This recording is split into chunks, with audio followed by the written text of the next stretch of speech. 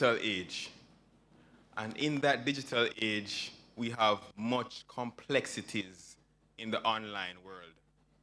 So our event today is just part of our efforts to help continuously educate our customers in online safety.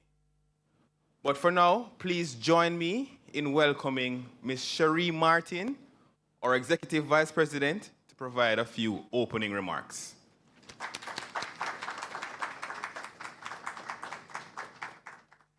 Thank you. Thank you. Good morning, everyone. Leo queued this up very well. We're here to talk about something that's very serious. I'm very happy to see the representation that is here today. We have a member of our board, Mrs. Sandra Glasgow. Sandra, thank you for being here. We have other specially invited guests. I see Jean Laurie Chin, who champions the CCRP, where we have our seniors being, corralled into opportunities for understanding how they can navigate the world of digital and other things. I know Jean has an alpha girl like me, to the good and the true. And we have other specially invited guests. I see members of our fraud team. I saw our chief internal auditor earlier. I'm not seeing, Mukisa. Greetings, everyone.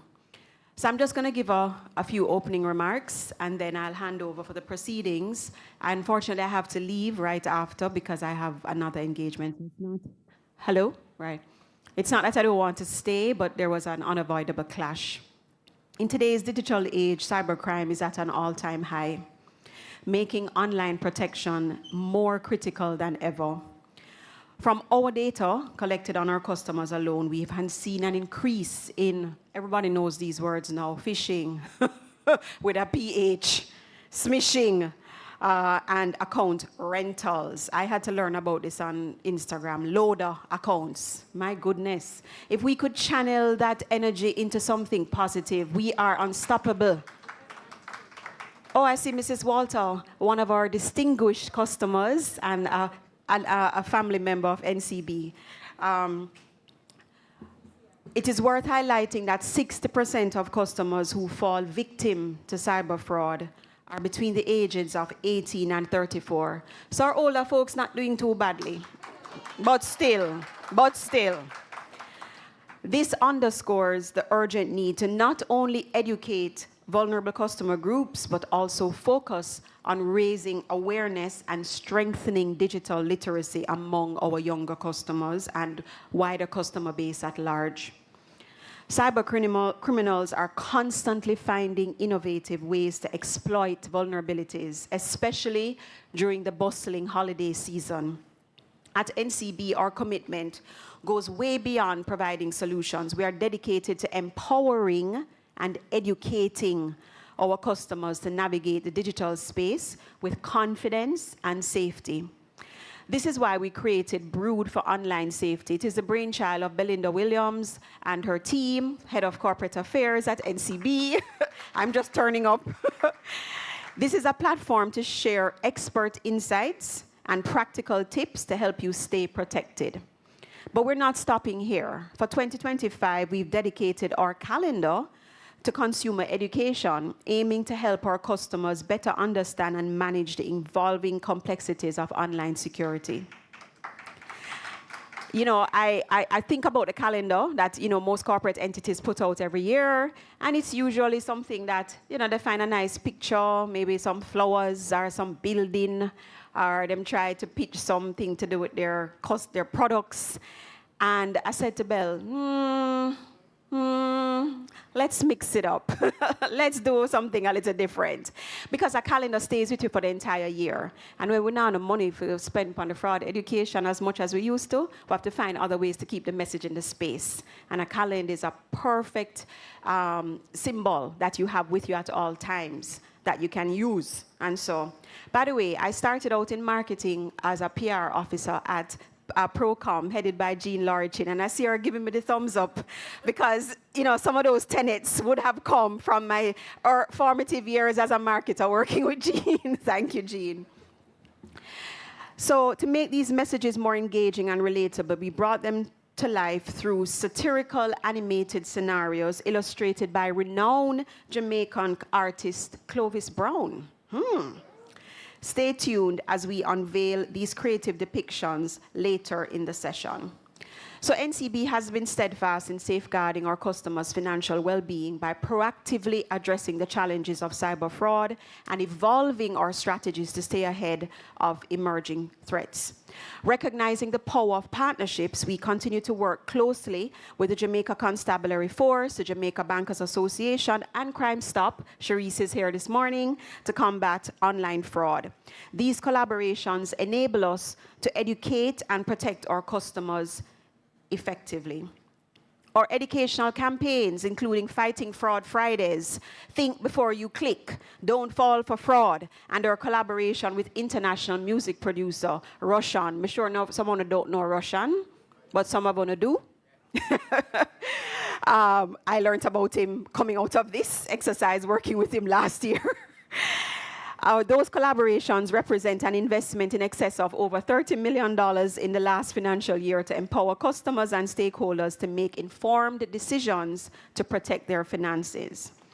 We've hosted impactful events like Think Like a Hacker Symposium, along with smaller cybersecurity sessions, providing valuable insights to customers and stakeholders in identifying and mitigating online risks.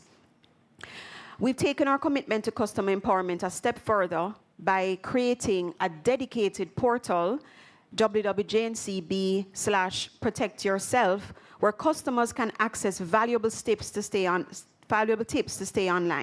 safe online. Additionally, we're thrilled to announce the upcoming launch of our Cyber Fraud Resource Center, an interactive online hub designed to educate and engage. With resources like educational videos, quizzes, and other tools, we aim to drive home the critical message, don't fall for fraud. Firstly, NCB has a zero tolerance to fraud and works closely with our authorities to report any suspicious or fraudulent activities, both internally and externally. NCB's no-link policy is a cornerstone of our communication. We will never send clickable links or buttons or request sensitive information via text or email. I say to people all the time, if you get one and it asks you for anything, call somebody. Me recognize where I am. Call. You must know somebody that works at NCB. Call them first before you act. Don't. You know, we have this internal cyber education program that employees have to do, right? So we have to do this mandatory test. I think it's every quarter or every 6 months. Arundel, I don't remember. Directors have to do it, Sandro? Okay, all right. Now I'm going to confess, and please do not tape this. So I get 100 all the time, right? 100. But in between the test, they will send you this trick email, right, Mukisa? This trick email. One time, last year, it was about some vacation leave policy. What was it, Leo? I don't remember.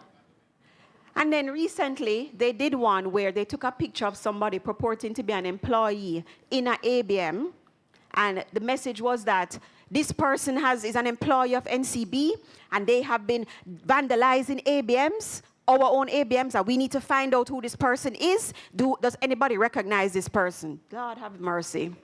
I look at the person, and I swear it's somebody in my marketing team. Did I click? I did. And so I had to enroll because you have to do a remediation. You know, you get called to the principal and you have to do another test to prove the message not stick. So even though we're telling you, we have to keep remembering, do not click pan nothing you don't know.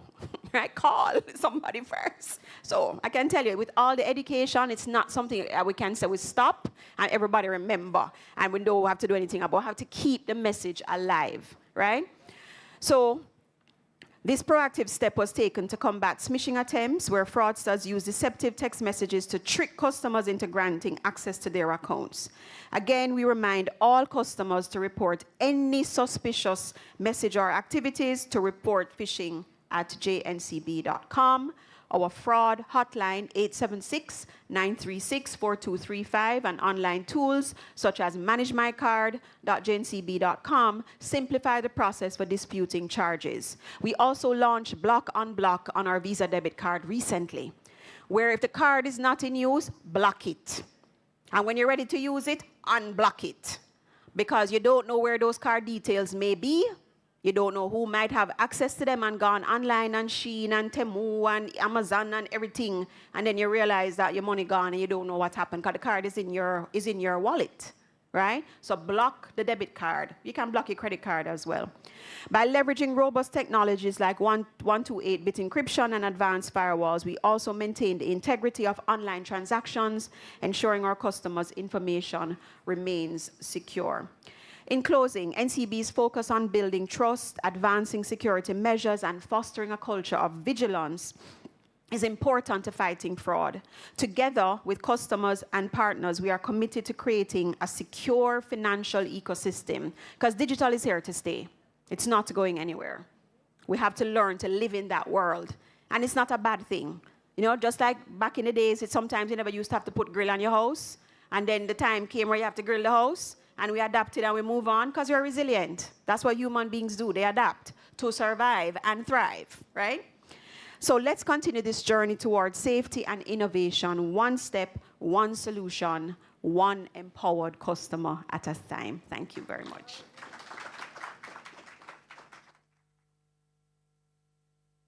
Thank you very much, Sherry. Now, Sherry is no pure person. She is one of the most intelligent persons that I have ever met. And for her to be caught, not once, not twice, we can see how susceptible all of us are in this digital world, right? So what we're here to do is to continually empower and ensure that you are protected because we are in this together as partners, NCB and you all. Sherry as well recognized some very special guests. I want to, before getting to our keynote speaker, welcome as well some additional guests. And when I welcome you, I'll ask you to stand, please. Today we have with us members of the deaf community represented by DefCan, coffee baristas. Please stand. Thank you for being here today. We also have members of the blind and visually impaired community. Please stand.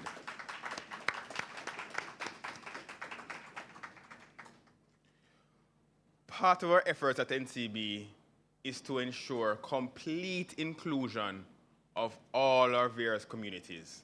So we consider you all in everything that we do. Next, I would like to welcome our keynote speaker for today. The keynote address will be delivered by Mr. Rory E. Banks. He is Director of Cyber and Information Security and Ethical Hacker at Simtai Consulting Limited. Rory has many years of experience in IT and IT audit. He has earned a Master's of Science in Cybersecurity. His qualifications include a Certified Chief Information Security Officer, Certified Ethical Hacker, Computer Hacking Forensic Investigator, and EC Council Certified Security Analyst. He consults on projects including IT general controls, business process reviews, automated controls, data analytics and support, security controls surrounding critical business systems.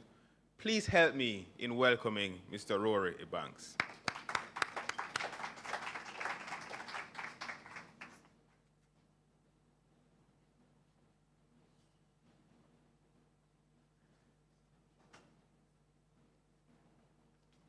Thank you.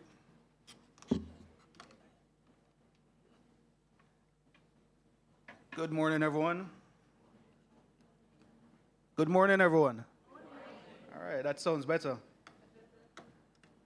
You guys didn't get your coffee?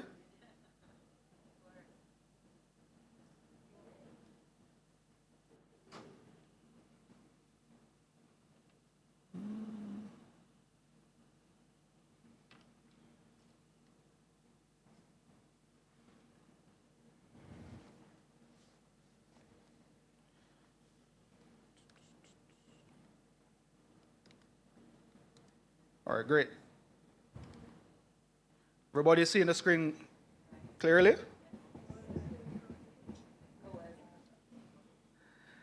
All right, so I'm going to be speaking on a secure digital lifestyle, one step at a time. We're going to be touching on some statistics about cybersecurity, some breaches that we have seen in the Caribbean, and of course, Sherry would have touched on some of the items around phishing, smishing, all of those different techniques. Quick background about SimTy. So I do work for SimTy Consulting, and we do also work for NCB. We have been in business for about 26 years. We do operate in cybersecurity, data privacy and protection, anti-money laundering, all these different other services around IT. So who is a hacker? Who can a hacker be? So there's various ways that you can look at this. So you have states attacking different states. So we have like Russia attacking different countries like Ukraine. But even in the Caribbean, we have different countries in the Caribbean attacking other Caribbean countries. We have hacktivists, hackers doing this just for fun, just for the thrill of it, trying to gain access to your money. Those are like thrill seekers. But even your children could be a hacker, right? You may think about it. How can a child be a hacker? Maybe they want to download a game on your phone. Maybe they want to look at your PIN so they can unlock that phone when they need. That's types of hacking. Even your neighbor can be a hacker, wanting to gain access to your Wi-Fi. So there's so many different motivation of why someone wants to hack you. But a lot of the time, it's around gaining access to your data or to your money. So profit. When you look on the different types of cyber attacks, it's very, very broad. So you have Wi-Fi based attack, meaning how do you know that the Wi-Fi that you're connecting to is secure? If you go to the airport, do you just connect on an open Wi-Fi? Do you know if there's anyone else connecting to that Wi-Fi? Do you do any type of sensitive transactions over that network? So you have to be very careful where and what you connect on and how you do those types of activities. Then when you think about brute force attacks, that's stemming around password. Who has a strong password in here? How long is your password? 15 characters? Numbers, letters. It has your name in it? All right, just checking. What about social engineering? So this is playing on the human element, trying to trick people in divulging information, trying to trick people in clicking on links. So it's manipulating the human behavior and interaction. So phishing with the PH is the most popular type of social engineering, meaning sending emails, asking you to click on a link or to submit some information. But you also have vishing, calling you, asking you to visit this URL or visit this website. You also have smishing through text messages, WhatsApp messages, stating that you have won something. Log into your internet banking, click this link and log in. All of these are different ways to try and trick you in divulging information. Then the buzzword right now, AI, artificial intelligence. We use AI in terms of trying to be more efficient, right? Trying to make our lives easier, writing a message for us, responding to emails. But the criminals are also utilizing AI. They're using it in so many ways in terms of crafting fishy emails, automating attacks, doing research on each individual in here if they're targeting you. And you even have malicious insider threats. Employees working in the organization that have malicious intent. How do you know if your coworker is going to try and do a phishing attack against you?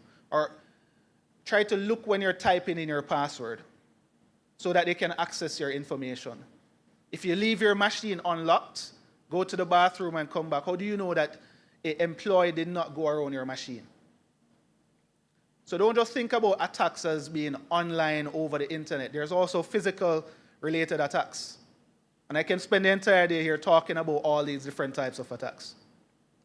But I won't. Because right here in the Caribbean, there have been so many different types of data breaches. And this is just in 2024. Over the last couple months, we have seen organizations being hit by ransomware, being hit by breaches, ICII, credit unions, even government entities in Barbados. They have recently been attacked twice in 2 months. The Barbados Revenue Authority and the Barbados Statistical Service. These information have been leaked on the dark web, meaning hackers have successfully breached and compromised those organizations, and the data that's associated with them are now available. So what's going to happen is that hackers are now going to target those different customers because they have a lot of information on them. On average, it's about 4.5 million US dollars if there's any type of data breach. That's a significant amount of money. On average, 1.5 million US dollars is the average payment for a ransomware. Meaning if you get affected by a ransomware, they're going to ask you to pay over $1 million US dollars to get back your data. And 51% of the time, organizations say, yes, I am going to invest in cybersecurity. I'm going to invest in hardening my infrastructure after they have been breached. They're always reactive. It's better to be proactive. So having events like this, having the training, having the sensitization sessions, knowing what to do, knowing who to call, it's always better to be proactive. And 74% of the time, there's some human element. Meaning we are the weak link, you know. We want to use weak passwords, we want to click on a link, we may share our information with others. So there's different ways that these hacks are happening. But two of the most prevalent ones are social engineering and ransomware-based attacks. So this is demonstrating how easy it is that a ransomware can happen. So this is someone on their phone, and they're utilizing an Android device. Not to say that iPhone is not vulnerable, but they're going to be tricked in downloading an application. This was during COVID. So they said, hey, visit this website, download the COVID application because you want to get updates on the COVID app. Most of the times when you download or install an application, you don't even read what you're allowing access to. You just click in next, next, next, or yes, yes, yes. This person downloaded the application, activated it, and then it disappeared. That's one of the first suspicious behavior. Then in a few seconds, it's running in the background, meaning it's encrypting all of the data that's associated with this device. So imagine your phone. Everybody have a phone right here, maybe even 2 phones. That's within a minute. Now, imagine that they have started demanding, remember that 1.5 million ransom? This could have impacted your organization. This could have impacted you. And that's within a minute, just by downloading an application and installing it. And these are some of the ramifications of being hit by a ransomware. So this was back in 2022, where Massey would have had a data breach. This is actual documents. So here you can see a stock order form. It has the logo on it, has signatures, the information has been sanitized. This is someone's ID. Name, address, their TRN, date of birth. Imagine if your information was leaked and available on the dark web. So not just financial information, but also your personal information. This is another example. So I'm not targeting Trinidad, but a lot of the data on the dark web is relating to it. But this was TSTT. They had a data breach last year. These are customer information. It has been sanitized. Name, email address, phone number, meaning hackers are going to be calling and targeting those customer base. Identification again. And this is them on the dark web having discussion about the data. So they didn't even sell this information. They just leaked the information. This is the most recent one. The Barbados the BRA, Barbados Revenue Authority. They're demonstrating that they do have the information and they are going to leak the information. So we have to be very careful what we access, how we access it, and we need to protect our information as best as possible. So when we think about passwords, we all use passwords to try and secure our data, right? But 93% of passwords used in brute force attacks are only 8 characters long. Meaning if you have an 8-character password, it can be brute force, it can be broken. A lot of time you don't even use a password manager to generate or store your passwords. Organizations don't even have a process in place to verify if someone is requesting a password reset. Because that's 48% of the time that's happening. And these are some of the most used passwords right now in 2024. Look at some of those passwords. 1, 2, 3, 4, 5, 6, 7, 8, 9. We can all count, right? You're laughing, but those passwords are being used even up to now. Securing devices. Admin as a password. Password as a password, only having capital P. Password 1, that's complex. Right? It has a capital letter. It's more than 8 characters, it has a number. But that would meet the requirements for a complex password, partially. But those are some of the passwords that are there. So in terms of best practices, ensure that your passwords are at least 12 characters long. Uppercase, lowercase, don't have anything related to your name, your family members. Use passphrases, use songs. Find difficult ways to create those passwords but still be able to remember it. And if possible, if your password is compromised, change that immediately. Notify the respective persons. Don't just think that your password is compromised and you still have the password. Don't share your passwords. Don't use the same password across multiple websites. And these are some examples of password managers that you can use. Even your phones have password managers. It doesn't matter if you have an Android phone, Google has password manager. If you have an Apple, they also have password managers that you can utilize. So you don't have to go and purchase those password managers. But make it a practice that you're storing and generating the passwords from those. So it can be as complex as possible. And then a quick tip around phishing.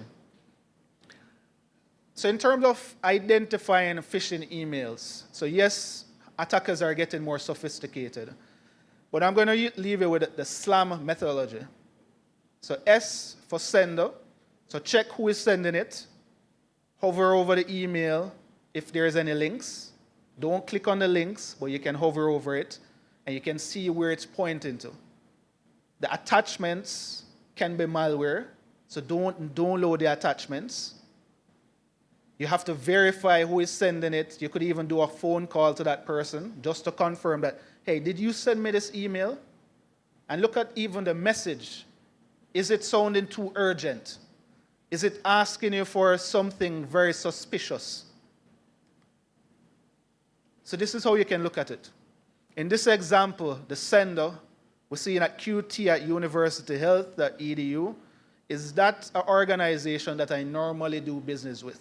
Is this the first time that they're sending that email? Does the email coming from NCB states jncb.ncb.co? Or is it jncb.com? Which one is the legitimate one? So instead of jncb.com, what if someone sent it from ncb.co? That's wrong, right? So you need to be very vigilant who is sending the email. And look at the links. In this example, this link is pointing to x.bit.30, so that's like a puny link. Even from you see that link, you know it looks very suspicious. But it's saying click here. If you didn't hover over it and you just clicked here, you might have been impacted by a malware. And then the attachments. And even the tone of the message. So you have to be very wary of how the phishing email is being sent. Can you spot the weaknesses in this email? So what makes this email suspicious? You can come closer if you want to know. So remember the methodology, SLAM, S-L-A-M. The sender. Who is the sender?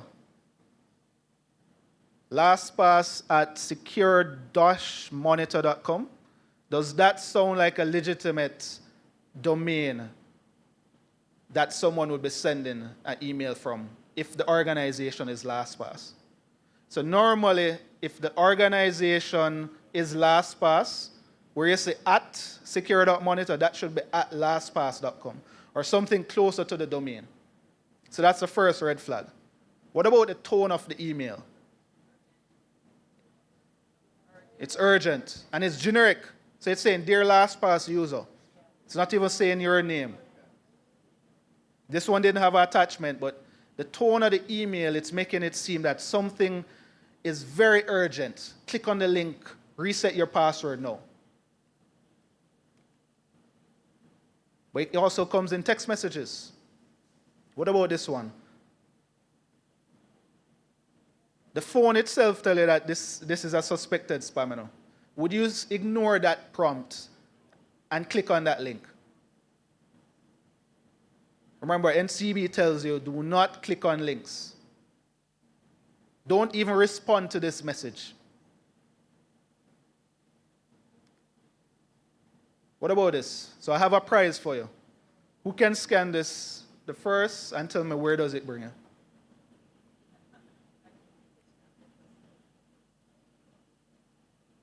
Scan the one on the left first, and you can submit for the prize. You don't scan? What did it say when you scan it? At the back, what did it say?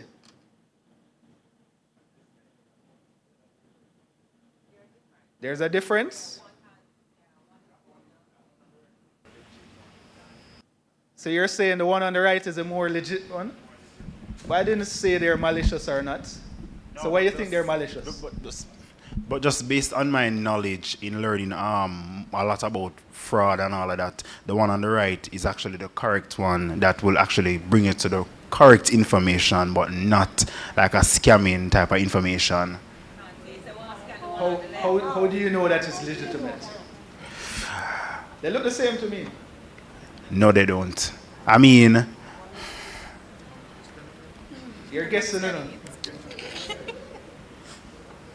All right, who scanned it? The link takes you to a test. Same tie as the one on the right? And the other one takes you to a test site. Okay. Test PA. Right. I thought you said you don't scan links. No, actually I didn't go on to open it, but when you go on, you can literally read the details before you literally click it to go into it. All right, that's a good practice. So don't scan any of these, yeah? But I'm just showing you how easy it is to kind of trick you into trying to scan something. And you can't detect which one is real from fake. That's one of the difficulties with QR codes. Nobody can look on this and say the one on the right is real versus the one on the left. Unless you have some AI built into your brain to process it, but you can't physically look on it, because I can generate another QR code and it looks very similar to this. So what attackers are doing, they're utilizing QR codes to also do phishing exercise. because you can scan a QR code when you go to the restaurant. Even when you're registering here, if you're a guest, there may be a QR code there. What they will do is print their own QR code and place it over that legitimate QR code. So now comes in QR ishing or coercion.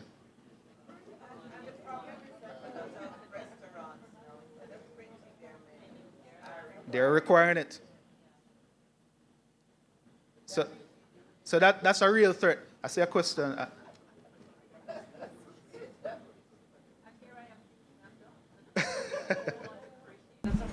It's not really a question, but I've learned a little bit more about Christian, where I've been to restaurants and I've seen like people out on the way just get up, like print a small piece of paper with a QR code and paste it over the original QR code.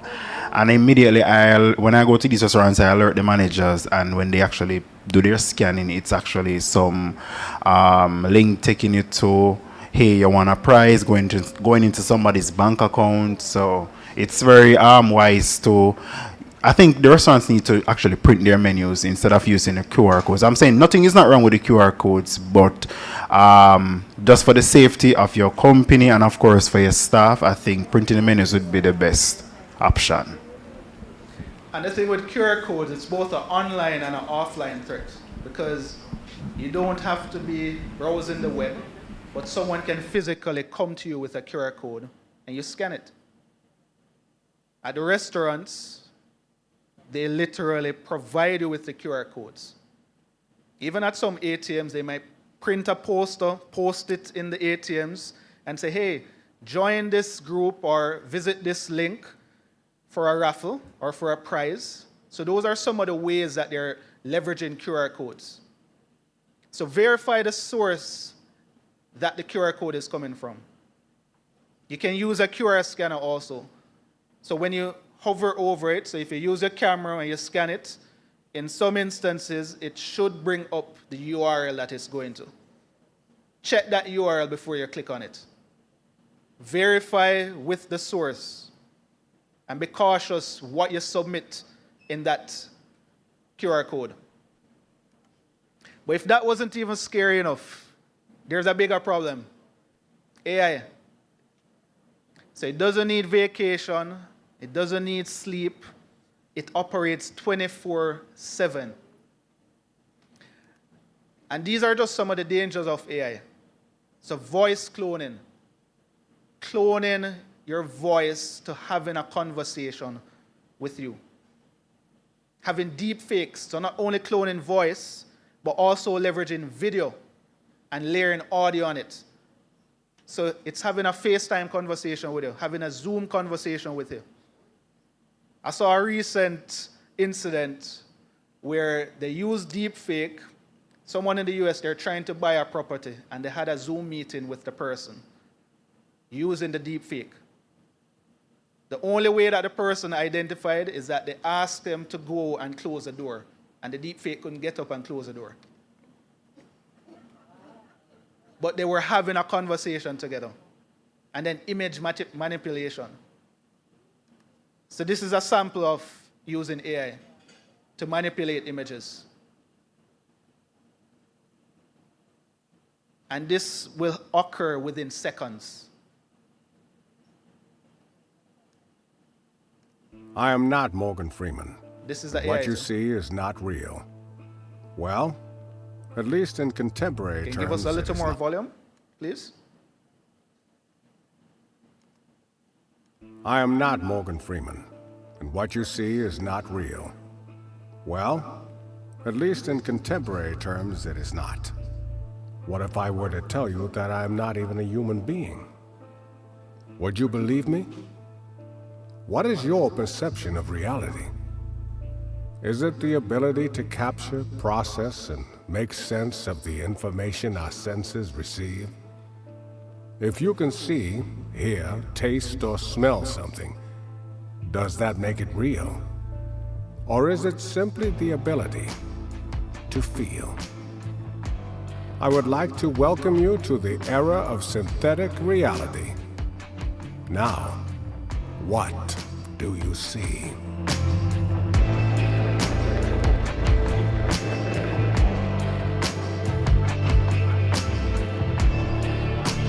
So that's AI. That's not Morgan Freeman. And any video that's out there on YouTube, Facebook, they can take a video, they can record it right now, they can start training the AI to speak like you. And you'll see the movement of the mouth, the eyes, and they can start having conversation with you using AI. So you have to be very careful of who you interact with. And in closing, ensure that you're using strong passwords. Also leverage two-factor authentication. Utilize a password manager if possible to generate these random passwords as complex as they can be. Have different levels of security awareness training, not just a PowerPoint presentation, but Sherry made mention to actually being able to identify a phishing exercise. What about phishing? What about physical social engineering exercises? So these have to be carried out. And ensure that you have all of your information, your data, backed up and encrypted and tested if there's any ransomware there. Your devices need to be up to date, needs to be patched. Whenever you have the latest Android version or iOS version, please apply them. Don't disable it. Don't say, okay, yes, I'll apply it in the weekend and ignore it. Apply them immediately. And practice good email hygiene. So again, the SLAM methodology. Look out for the sender, the link, the attachment, and the message. And as best as possible, ensure that you have different layers of security tools. So a defense in depth is always best.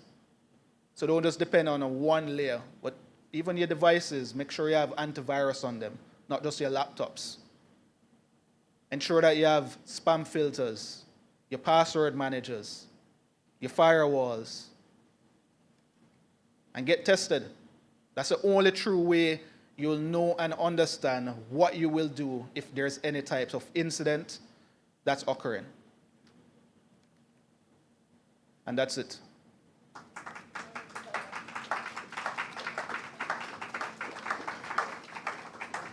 All right, thank you. Thank you so much, Rory. Don't go too far. Yes.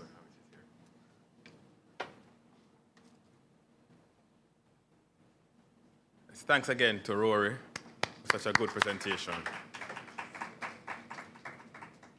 At this time, I would like to invite our panelists to join us on stage. We have some power hitters in the world of online safety. We just heard from one, Mr. Rory Ebanks. We also have Major Basil Jarrett here with us. When I meant power hitter, I meant it figuratively. So please, Major Basil Jarrett is Director of Communications, Major Organized Crime and Anti-Corruption Agency, otherwise called MOCA. We as well have with us here for a panel discussion, Ms. Cherise Bruce Douglas, criminologist and manager, Crime Stop Jamaica. Please welcome them.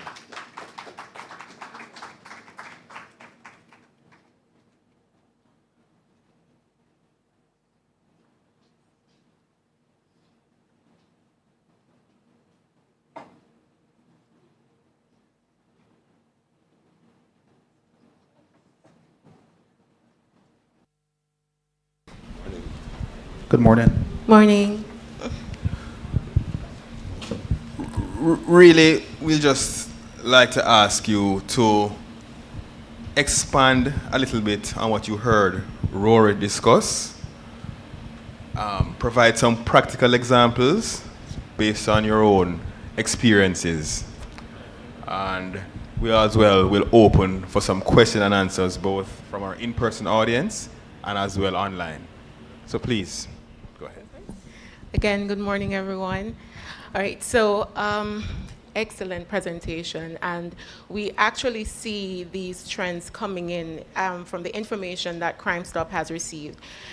Just to put it out there that Crime Stop doesn't take just information on murder and guns. We are seeing, and we continue to see, a trend of information coming in on cybercrime, cyber attacks, fraud, scamming. So everything that Rory has mentioned in his presentation, we're actually seeing. So don't believe that there aren't deep fakes here in Jamaica. We're seeing that. We're seeing it as a trend. So for instance, to give you some ideas, some statistics, Crime Stop has seen over the past year a 45% increase in tips relating to fraud. We're seeing a 31% increase in tips relating to scamming. So we're seeing where persons are aware of the information, they're aware of what's happening, they're giving this information to us. So for instance, the example that you showed with the AI, the deepfake, we actually got information regarding that. So we want to use a medium like this to illustrate, to inform citizens, to inform everyone, employees, customers, that if you know of these instances, share it with us, because other persons are using our platform, our 311 platform. So we want to be able to let persons know that there is an avenue that you can help to mitigate instances like this. Yeah. Thank you, Cherise. I as well want to recognize Mr. Dane Nicholson, who is joining us online. Dane is the head of fraud prevention here at NCB. Thank you, Dane, and welcome. Morning, thank you. Yes, good morning. I can agree with what Cherise has said. What we are seeing at MOCA is, particularly in our social media capture of what's happening in the space, not all of the tips that are reported to Crime Stop come to us through our 888 MOCA tip line. We do get a lot of what I'd want to call informal reports, where someone who believes that they're a victim of a cyber attack, they will message us directly through our IG or Facebook pages. And we're seeing a lot of that. People signing up for offers, not receiving what they were expecting to get. And some of the times we don't even know what to do with it, because the person is so bamboozled, they don't even know how they were scammed. So when they come to us and say, hey, I did this, I did that, there isn't enough information there to even figure out where to go with this. So we are seeing an uptick in this type of crime. But, you know, and it's something we always say, that it's a cat and mouse game, because we're always one step behind the creative ventures, the creative criminal ventures that people are employed in, are engaged in. So we take the data. There's not a lot we can do with it from an investigative position. A lot of times there really isn't much we can do with it, because the information is sparse. But what it is indicating to us is how rapidly evolving the techniques and tactics that they use are. So, and as Rory said earlier, we haven't even started talking about AI and machine learning and how this just puts scamming on steroids. We haven't really gotten into that yet. These are just people who sit down with time on their hands and they come up with these creative ideas to rob people. Thank you, Major. Dane, can I ask you to provide a few comments? Sure. So, excellent presentation as usual, Rory. It's good to hear the trend and what's happening out there coming from another expert other than an internal personnel associated with NCB. Especially a few months ago, we have put out a notification associated with QR codes that were in our ATMs, and persons thought that it was a false alarm. Why are you guys making alerts about QR codes? There's no harm associated with them.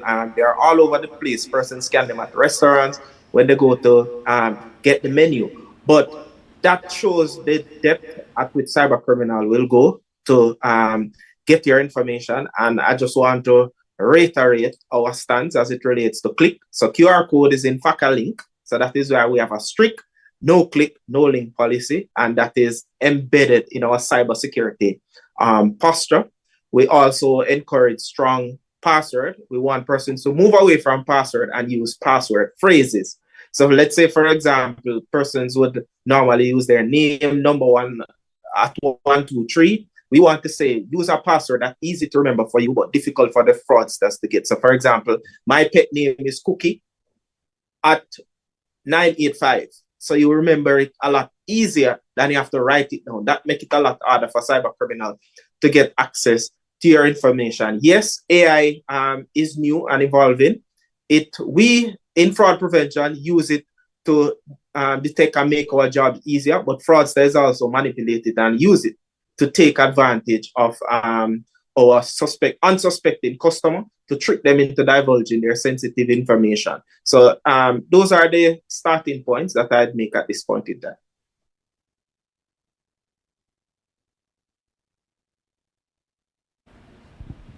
Well, the further comment I would have is that right here in Jamaica, we are seeing an increase in terms of cyber attack. And as would have mentioned, there are new ways of attacks. So we're still mentioning phishing, smishing, but as you can see that the deep fake is a real example of leveraging the technology, leveraging AI, and doing those attacks. Even how they're utilizing phishing emails. They're using ChatGPT to write these phishing emails. Because even when we at Simtai, we're doing our social engineering techniques for our clients, we are going to utilize ChatGPT. So you may not see a misspelling in it, you may not see improper grammar, because it's going through AI to ensure that those simple mistakes. So for example, like 5 years ago, you would hear of the Africans sending an email because English is not their native language, you're seeing certain grammatical errors. That's not going to happen again, unless someone is just not taking enough time to launch that type of attack. But a true spear phishing, where it's a more targeted attack, they are going to spend the time, the email is going to be crafted, even the domain that it's coming from, it's going to look very similar to NCB. So we know that the jncb.com, you may see jjncb.com. You may see nncb.com. So you have to look out for these different types of techniques. And just by leveraging the AI and the different methods, it's going to be much more sophisticated. Because this is still very early stages in leveraging AI to do deepfake, and it's very convincing already. So imagine 3 years down the line when the technology has really gotten at a more advanced and sophisticated levels. So we have to be very wary of these different types of techniques. Can I add to that? Please, go ahead. Right. I'm glad you brought that up because we often look for those emails with the misspelling and saying, oh, once there's a misspelling, it's not real. But with the use of AI and the grammatical errors that are non-existent anymore, persons automatically believe it's real. So, and then we decide that, oh, it's real because it's coming from SCB, but because my broke the money in my bank account, I'm not being scammed. But we have to remember too that our personal information is taken as ransom, and persons can use your personal information, sell it to scammers, because the scammers here in Jamaica are buying your personal information to do all sorts of manner of evil. So don't think because you don't have no money in your bank account, it's okay for you to click to just look what's in the what's the email about. They are taking your personal information as well. Thank you so much. So what I heard was that you may not have the financial assets, but your information is as well an asset to the criminal world. You know, many of us here, we're used to the necessities of physical security, right? We know that when we're home, we have to have probably grills on our houses. We as Jamaicans, we know we need to have at least 2 or 3, even some mongrel dogs to serve as alarm. More and more now, we need to have private security, Hawkeye, Guardsman. If you're a business owner, you need to have your physical security. Persons are more and more getting private firearm licensing. What we're seeing, and the statistics provided here, is that in this new era, in this new day, criminality is happening more and more in the non-physical space.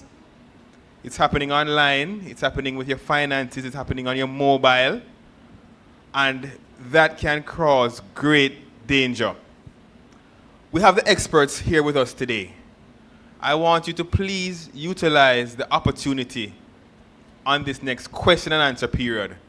We're going to open the floor for both those online and those in person for question and answer to the experts. So please, you can just raise your hand if you have a question, and we have a mic roaming the floor. I see a question in the front. So please introduce yourself, your name, where you're from, and you can ask your question. Okay, thanks. My name is Belinda Williams. I'm from National Commercial Bank and the Corporate Affairs Lead. And thank you all so much for taking the time out of your busy schedules and being here to really invest with us in something that is extremely important. My question is towards Major Jarrett, and it comes from just a series of arrests that have been made public recently. And congratulations to you and your team for working so assiduously in bringing these to task, because what it shows is that it takes years to really investigate and put forward a case that can really lend itself to having persons being just arrested for these deeds.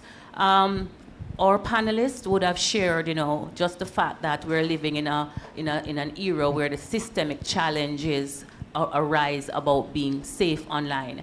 And one of the things that we realize is that for every convenience, meaning, you put something in place that will aid customers to do things better, to do things more comfortably, and to do things quicker, there are those persons that are working behind the scenes to compromise those. But I want to ask you, Major Jarrett, what or how do you visualize a working relationship is for between financial institutions, of members of the public or consumers generally, or customers, and our society in just really navigating this space at this time? Thanks for that, Belinda. You sort of touched on an issue that, I can tell you when the lights go off and the mics go off and we sit down at Mocha and we can chat freely, we cuss because there is a perception that there are institutions, banking institutions out there that, for good reason, I believe, when their customers are targeted, they prefer to withhold the information because it does damage the bank's reputation. And because this is such a new space, a lot of banks don't know how to navigate this new threat environment. So they keep the information close to their chest and rather try to settle it internally. The problem this creates for us is that we don't know how the attacks are happening. We can't stay on top of the new techniques and tactics that the perpetrators are using. It's not until we start to do a deep dive, when the matter now becomes public, and we start to do a deep dive, we realize, I wish we knew this a lot earlier. So I want to applaud NCB for demonstrating the level of partnership that it's going to take for us to get on top of this situation. And other banks do it, but given the size and scope, magnitude, customer base of an NCB, the bank's profile will naturally rise as we see more and more of these cyber attacks. But it's very important for us in law enforcement to be aware of how the threats are evolving, what are the new scams, techniques that they are using, the vulnerabilities that they are exploiting, because without that, we really can't close the gap between us and the criminals. So the word partnership is what I would use to answer that question, Belinda. It really is a partnership between law enforcement, the private sector, the banking, and very importantly, customers. We need to see this as a situation where all of us are invested, because nobody is going back. We're not going back to the old days where you stand up in line to pay a bill. We're not even getting physical menus in the restaurants anymore, which is a problem for me because I can't read anything on the phone about anything but we're not going back to those days. Cyber is here. It is here to stay. And just as, you will put on additional grills and put 2 more mongrel dogs in your house, we really do need to start to think more about how we secure our finances in this new environment. So just to end cap the point, it's really partnership going forward. It is a cat and mouse game, and as long as we can engage with the victims and engage with the banks, then we'll be better able to predict what criminals are going to come with and stay one step ahead of them, or at least stay in lockstep with them. Can I interject here? Yes, please. I just wanted to use the opportunity to applaud NCB because NCB has been the first financial institution to partner with Crime Stop. 16 years. We initially partnered from 2008. So it shows that they have been one step ahead in trying to reduce fraud with its customers. And I want to use this platform to encourage other financial institutions to use our avenue as an integrity line because we really do not know who our tipsters are. And customers of NCB are aware that we do not know who our tipsters are, so they use our avenue to share information. So we do encourage financial institutions to come on board, as Major Jarrett said, and just partner with law enforcement in order for us to reduce these risks. Thank you, Cherise. We had a question. Yes, good morning. My name's Emma Lewis. I'm a blogger and I'm on social media a great deal. I notice you haven't touched on the social media much. There was one issue that came up for me personally recently, and that is people impersonating other, well-known people. And this, I think this is quite common on social media, or seems to be. And how do you... Well, what I actually did was I checked their handle and realized that it had an extra letter in it, and I thought that looks a little odd. So, but what are the threats in social media generally, and how common is this issue of impersonation, pretending to be somebody that you're not? Hi, Emma, if I could tackle that one, because just this weekend there was a viral, there's this, I don't know if it was a video, but there was a message going around that there's a cash grant from the Prime Minister. Well, what caught me was that they didn't have him as a Prime Minister, they had him as a President. I was like, that was quick. But that's the type of thing that we're going to see more of, and it seems legitimate. The government has been talking a lot about, what would I call this? About money going back to the public. So this could probably be one of those initiatives that I may have missed in the news. I know I didn't hear about this, so I'm going to click on it to get my cash back as well. And it takes you to a site, it starts to download your information, and the rest is history. So we're going to see more and more of these types of attacks that seem legitimate, coming from legitimate persons. You do need to have a wary eye for it. I just don't know how many people are going to be as meticulous as you were to find that there was a missing letter. Some people just see it, it's on social media, I see, I click.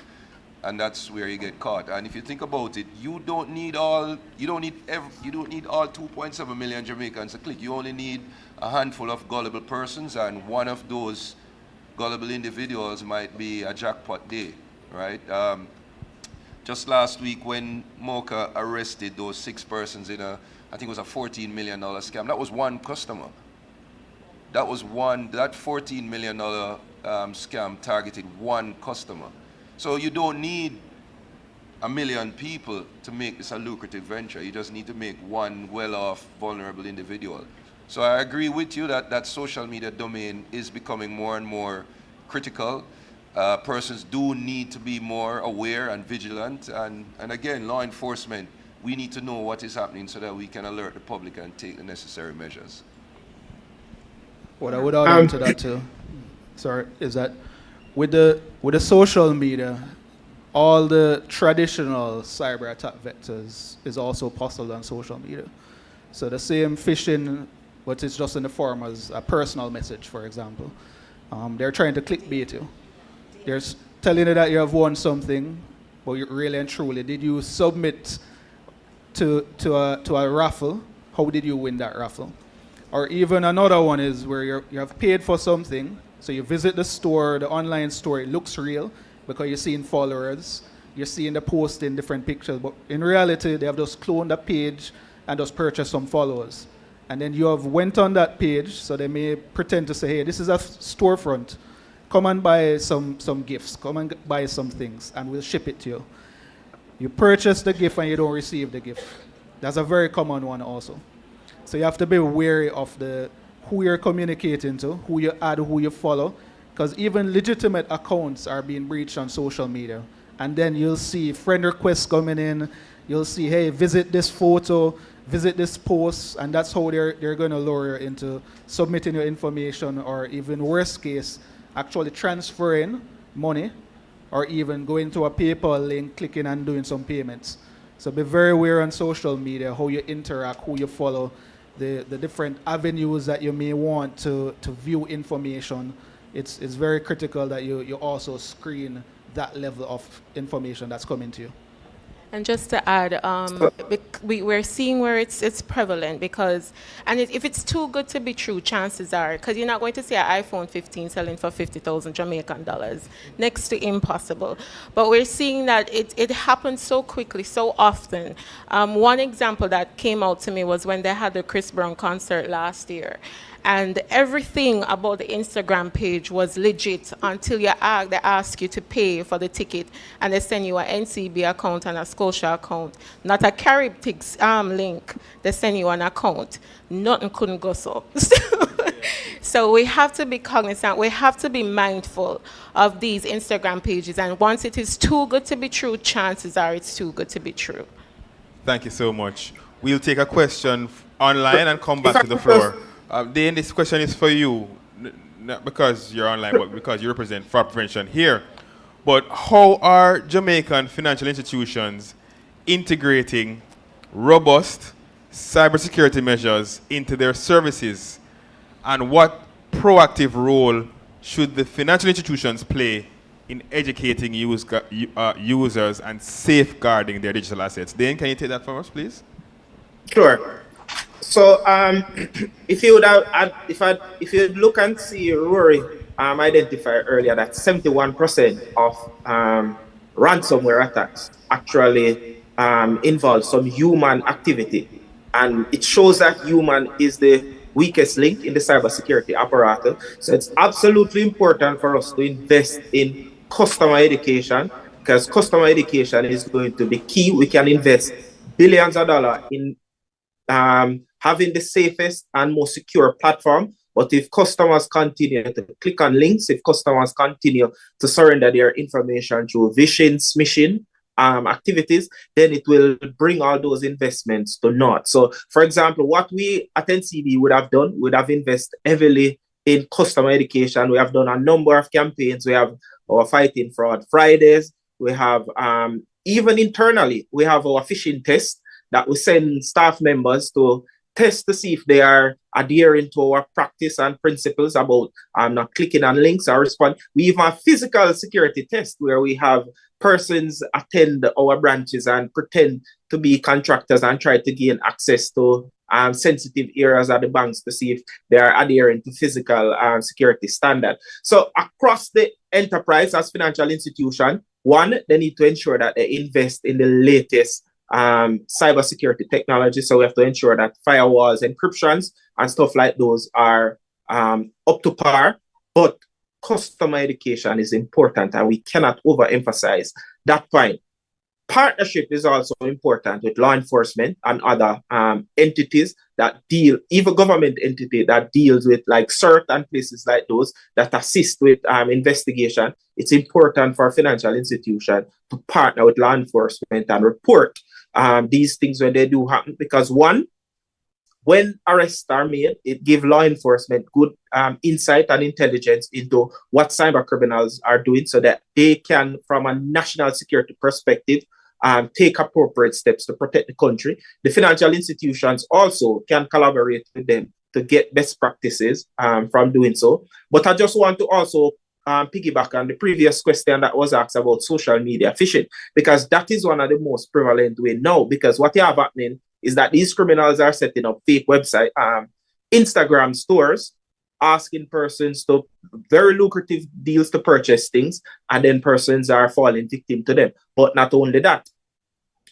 account loading and money mule are persons who give their accounts to criminals to get proceeds from customers' account to a compromise. Social media is where a lot of those recruiting is taking place. So you see, if you type in loader on NCB now, on Instagram now, you see a lot of pages pretending to be whether NCB, Scotiabank, CIBC, Sagicor, and they say that they can load your account for a fee. A lot of that is happening at this point in time. So social media is the new space where they are recruiting persons to perpetrate these illicit activities.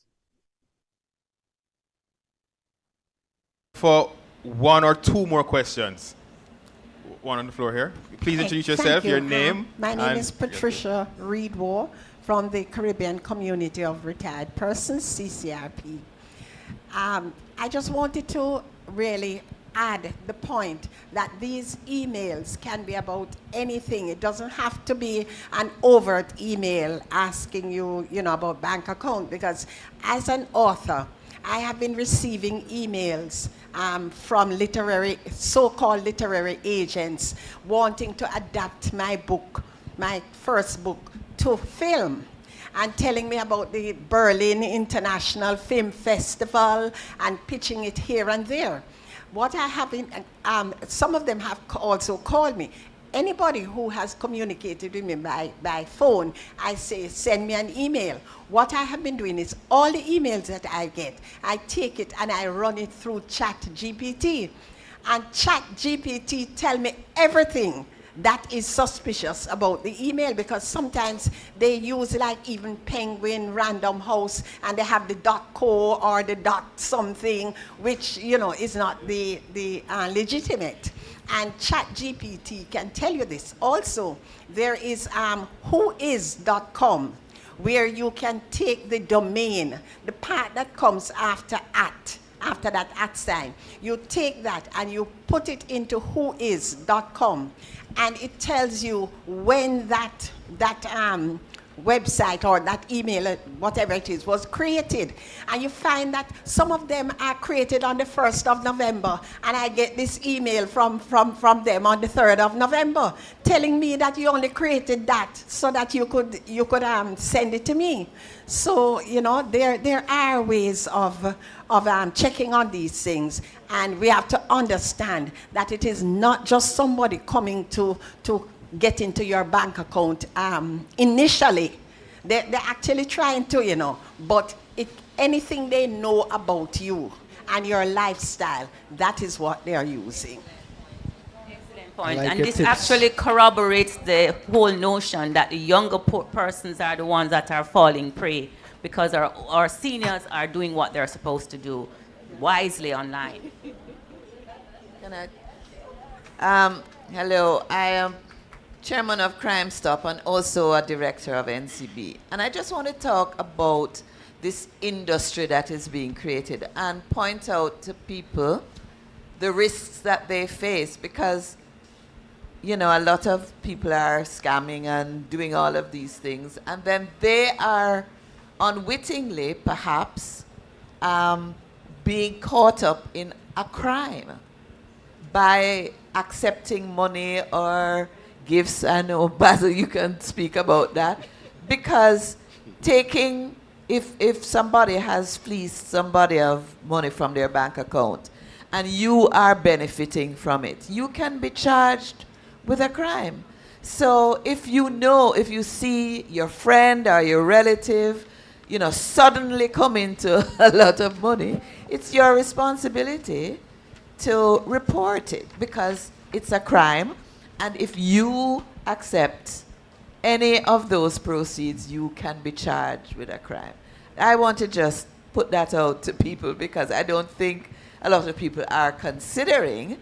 They're not actually fleecing anybody, but they're benefiting, and therefore they're susceptible to being charged with a crime. Thank you, Ms. Glasgow. And we take our final question. Please introduce yourself. Thank you. My name is Irene Walter. Sandra's mother, and most of the things she has not told me. I am guilty of so many of the mistakes, the very short passwords, the names. The issue is that my brain is full of 88 years of knowledge, so that I am repeating things across it. Is it a practical thing to have one good, strong password across domains? I mean, No, he just said no. no. What I mean? Before you even finish, I'm shaking my head.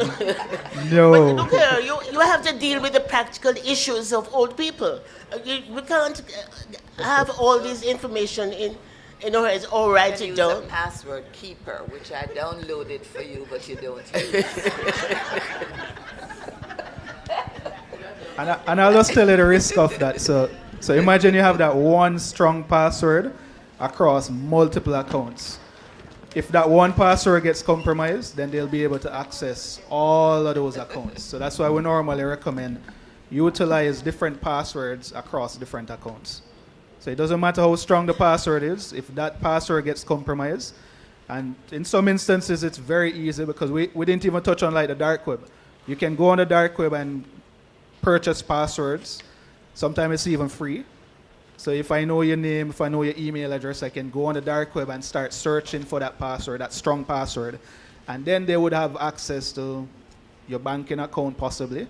Then they'll try to, well, the good thing is that NCB enforces two-factor authentication. So there's additional layers there. But still don't use one password across multiple different accounts. I want to touch back a little bit to Mrs. Waters.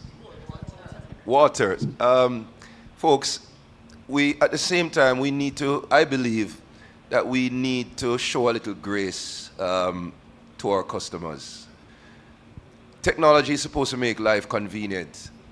I don't need, if I have 15 accounts, I can't remember 15 passwords. And so, we must, yes, we do want to be vigilant and we want to be firm, but I do think the banks need to show a little empathy as well. We are seeing where persons are. It's a new realm. It's a new world. It's a more convenient world. And you really are putting a lot of stress on persons now. You know, we already live very busy lives. You know, my phone is my backup brain because the hard drive here is already full. It's really a stretch of the imagination to think that every single person is going to walk around thinking cybersecurity at all times. So a combination of empathy as well as concrete attempts to educate persons is really what is required. Not everyone out there who's a victim of a cyber attack is a victim because of their own naivety or carelessness. It's just that these guys are clever and they will take advantage of people. So in how the banks respond, I'm going to side with the customer a little bit and ask that we demonstrate some empathy and understanding for when our customers do get attacked and treat the situation accordingly. Thank you so much. I've had something to that. Go ahead, Dave. Yeah, I have to put something on that. So what, especially for us here at NCB, we have a critical mantra, balancing customer experience and security. That is at the heart of what we do. So yes, we do empathize and take, especially our seniors citizen customers, they have a special place in our hearts. So we have the Gold Club line where they can go and get asked any question. We assist them, provide special care in terms of navigating the online space. But at the heart of it is that customer have to adhere to the best practices that we as financial institutions put out. And as was said earlier, as unfortunate as some person might think that the senior citizens are the ones who fall victim to fraud, only 3% of our fraud is primarily associated with senior citizens. So it shows that they are adhering to the best practices, and it is the young and agile individuals who wants to click on everything that they see, who want to take advantage of any lucrative deals. They are the ones that are falling victim to cyber security. And we at NCB, we balance customer experience and security. So we never, ever take our customers for granted, and they are at the heart of what we do. Dane, I take that back. You're right. Them careless. No, it's true because I know, for instance, with my father, he is very cognizant of what he does online. So much so, a simple subscription to a streaming device, he's not doing it. he's going to ask his kids to do it and then pay us back. But, so we know that our senior citizens are far more vigilant than us younger folks who just click at almost any and everything. Thank you all, our panelists, Major, Cherise Douglas from Crime Stop, Rory Banks, Simtai, and Dane Nicholson, Head of Fraud Prevention here at NCB. Thank you so much for your time.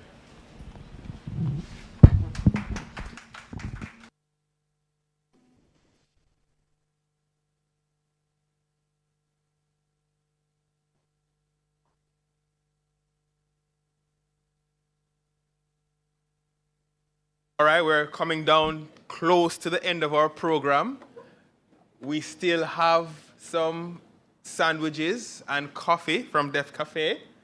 At this time, we want to do a special unveiling, right? One of the things we had here today was an educational experience. It is important for us as National Commercial Bank to see ourselves as partners with our customers in this whole digital era. We're always looking for exciting ways to engage with our customers and stakeholders. And this year, we had the opportunity to partner with one of Jamaica's beloved cartoonists, Clovis, to help us deliver some of our key messages with staying online and being safe online. We hope that you will enjoy this version of our consumer education message, as we will go back to it time and time again. Not only are the depictions humorous, but you'll find tips and references to our tools on each page. Belinda, do we have copies for all our guests here today? So you'll all walk home with a first batch of this unveiling. So please, drum roll please, while we unveil this special item.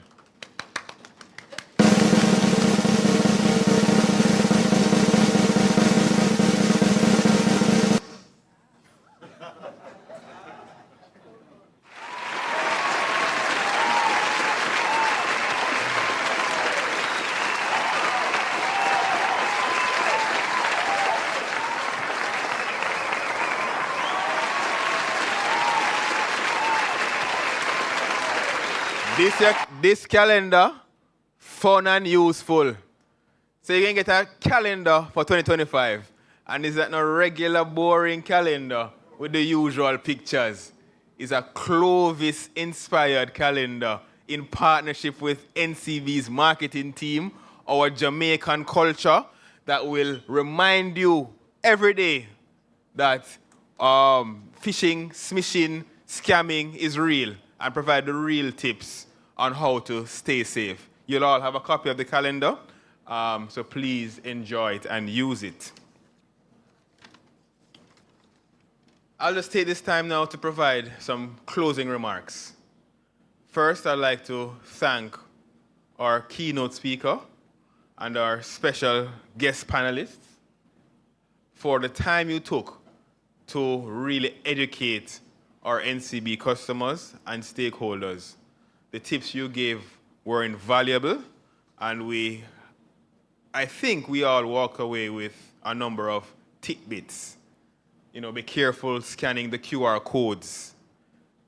This fight against criminality, now this digital criminality, is a partnership.